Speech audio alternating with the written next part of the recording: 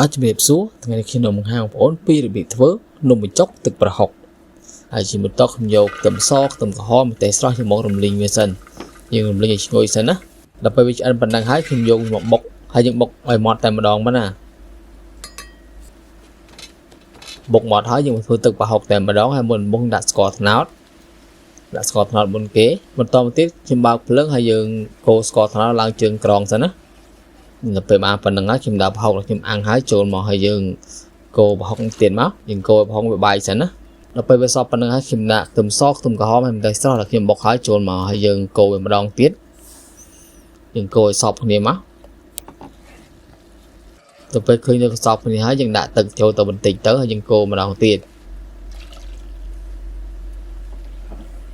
ឥឡូវទឹកប្រហុកវាពុះហើយបងប្អូនហើយជាបន្តខ្ញុំចាំបាច់គុយឆ្មា3ចំណិតចូលទៅ